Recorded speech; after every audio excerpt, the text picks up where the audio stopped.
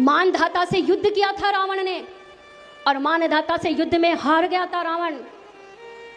और तब उनके चरणों में बोला था कि कभी अयोध्या की तरफ आऊंगा नहीं, लौटूंगा नहीं, देखूंगा नहीं, क्योंकि रावण को पता था कि इसी मानधाता के वंश में मेरा काल जन्म लेगा। जैसे कंस को पता था कि देवकी की कोख से मेरे काल का जन्म होगा, और उन्होंने देवकी की कई संतानों का वध कर दिया था। और मानधाता के बाद में बार बार रावण आया, कभी रघु से मलयुद्ध करता है, कभी वो अज से मलयुद्ध करता है, कभी वो दशरथ से मलयुद्ध करता है। क्यों? क्योंकि इसी दशरथ के घर आना है राम को।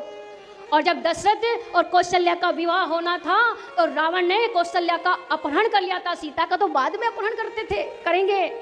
कौशल्या का अपहरण करके और मंजूषा में जाके छुपा दिया था रावण ने। और इधर जब दशरथ जी विवाह के लिए जैसे ही नदी में उतरे थे, कोलाहल बार बार आ गई थी, तो उनके साथ उनका एक मित्र था, और वो नाव ऐसे भटकते भटकते उसी मंजूषा के पास पहुंच गई जहां पे माँ कौशल्या को छुपाया गया था।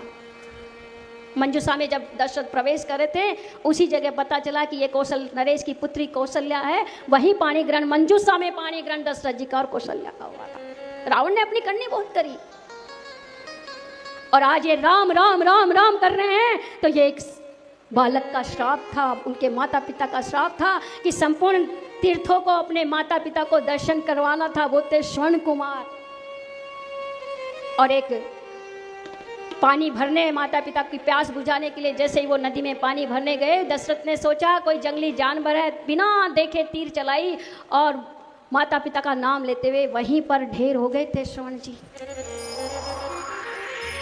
अपने किए हुए पाप को छुपाने के लिए पानी का लेके लोटा जब पहुंचे थे अंधे माता पिता के पास, तो उन माता पिता को जब पता चला कि ये वही हत्यारा है जिसने मेरे पुत्र का वध कर दिया, तो उन्होंने शाप दे दिया था कि जिस तरह से हम अपने पुत्र वियोग में तड़प रहे हैं, ऐसे ही तू तड़पेगा, ऐसे ही तू तड़पेगा। और ये वनवास क्यों हुआ? माँ जानकी ने भी एक गर्भवती सुख को कैद कर लिया था, और वो अपने पति वियोग में, क्योंकि जब कोई स्त्री गर्भवती होती है तो सबसे अधिक आवश्यकता उसको अपने हम सफ़र की होती है, अपने पति की होती है।